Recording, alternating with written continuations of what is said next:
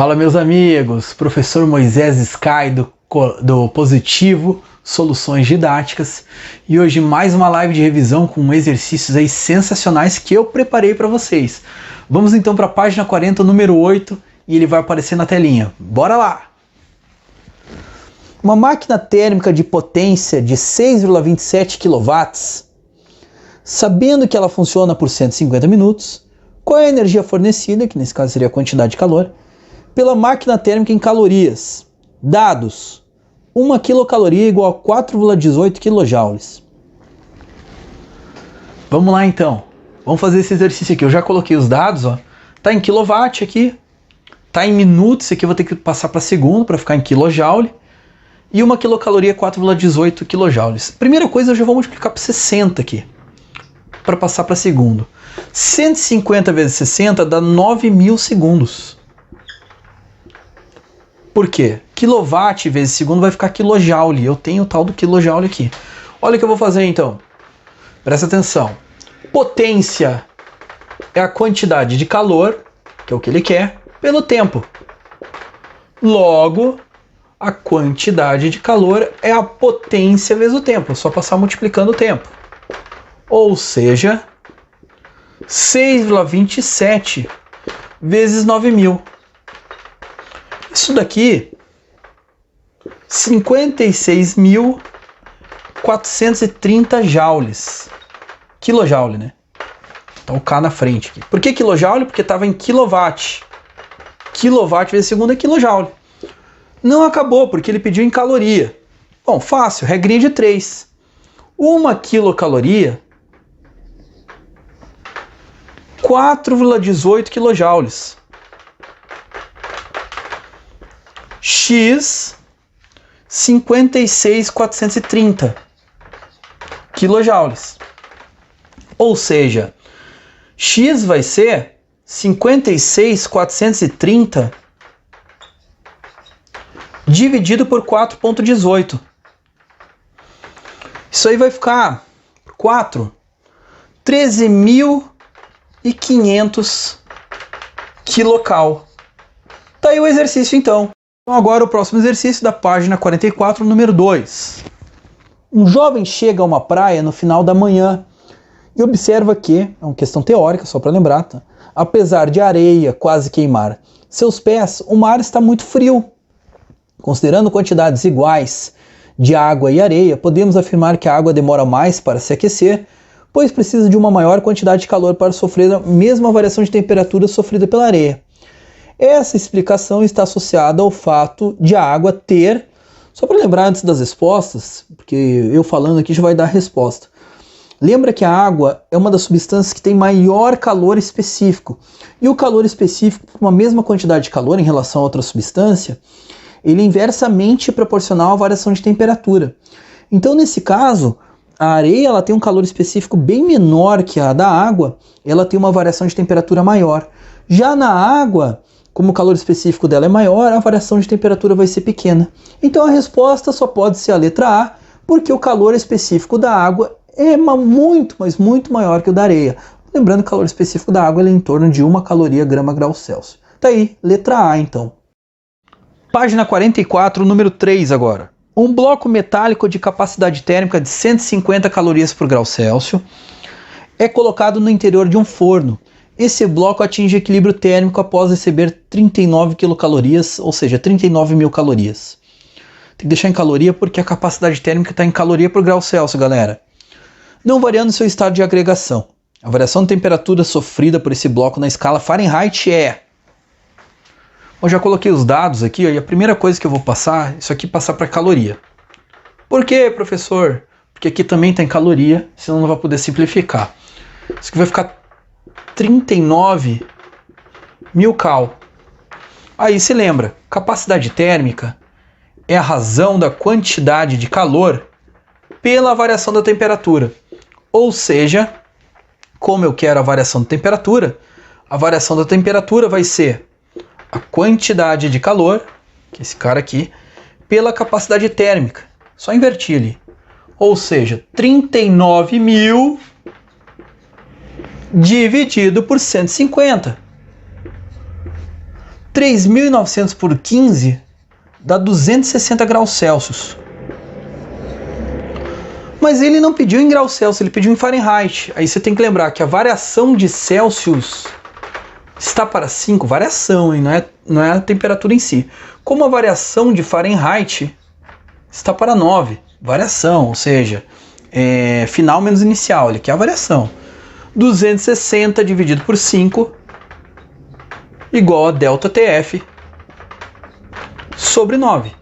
260 dividido por 5, 52 exato. E eu vou passar o 9 multiplicando. Logo, ΔTF, 52 vezes 9, 468 graus Fahrenheit. Essa é a variação em Fahrenheit.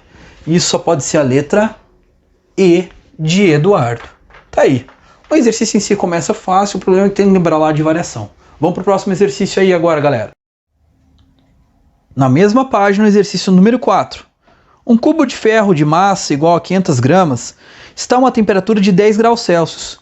Sabendo que o calor específico do ferro vale 0,114 caloria grama grau Celsius, determine a quantidade de calor que o cubo deve receber para que sua temperatura atinja 40 e a quantidade de calor que o cubo deve ceder para que sua temperatura atinja menos 20, isso na letra B.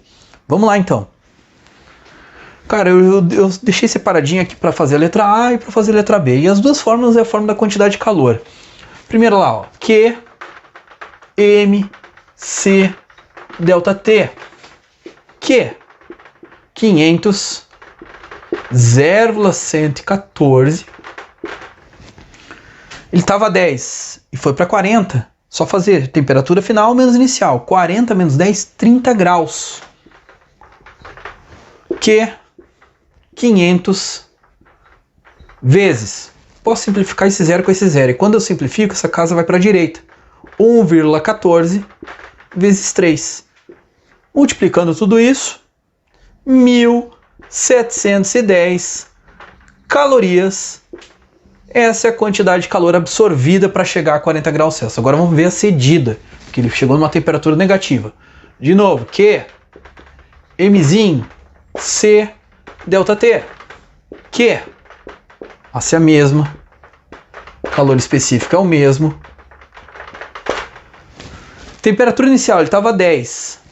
E a final é menos 20. Então vai ficar... Esse aqui eu vou até colocar aqui, ó. Menos 20 a final, menos da fórmula, 10. Cara, vai ficar menos 30. É igual a conta, só que o resultado vai ter um sinal de quê?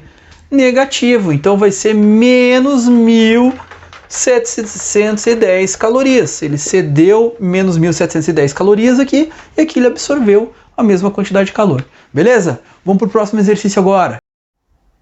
Na mesma página agora o último exercício de revisão, número 7 da página 44.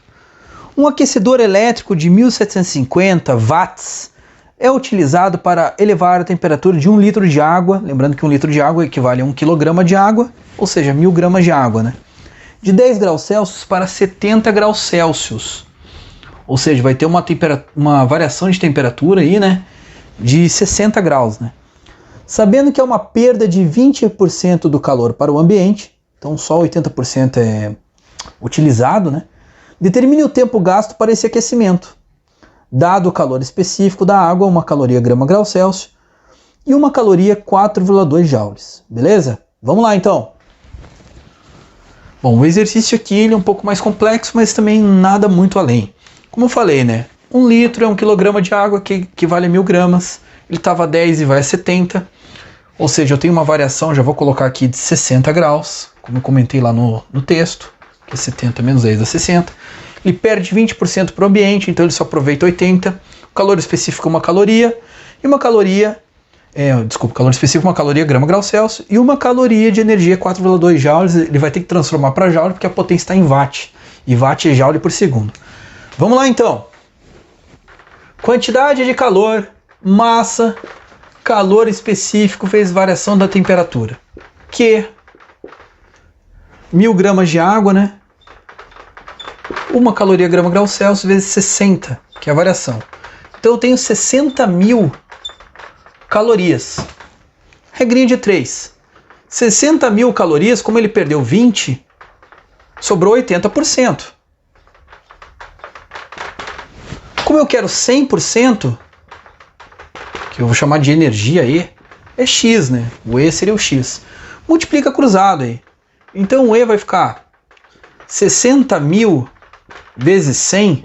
Já vou passar o 80 dividindo aqui. 60.000 vezes 100 dá 6 vezes 10 na quinta. Ou melhor, 6 vezes 10 na quarta dividido por 8. Fazendo esse cálculo aí, isso aqui eu vou ficar com 75 vezes 10 na terceira, ou seja, 75.000 calorias. Lembrando que eu preciso que esteja em joules. Multiplica por 4,2. Ou seja, a energia aí, aproveitada, 75.000 vezes 4,2, 315.000 joules. Tá aqui a energia. Ainda não acabou, porque ele quer o tempo. O tempo, ΔTzinho, é sempre a razão da energia pela potência. Como que você sabe isso, Sky? Só para lembrar aqui, ó. Potência é a variação da energia, né? Ou a energia, ou o trabalho, ou a quantidade de calor, pelo tempo. Como eu quero tempo, eu só vou inverter aqui, ó. Foi o que eu fiz aqui. Ou seja, 315.000 dividido por 1.750. Quando eu faço essa simplificação, eu chego no valor exato de 180 segundos. Se quiser em minuto, sim, já estaria certo. Seria um tempo de 3 minutos aí. Tá aí. Ou 180 segundos. As duas respostas estão certas. Então terminamos aí o exercício, o último exercício de revisão de calorimetria, parte 1. Espero que vocês tenham uma boa semana, uma boa aula e uma boa quarentena. Aquele grande abraço, que a física esteja com vocês.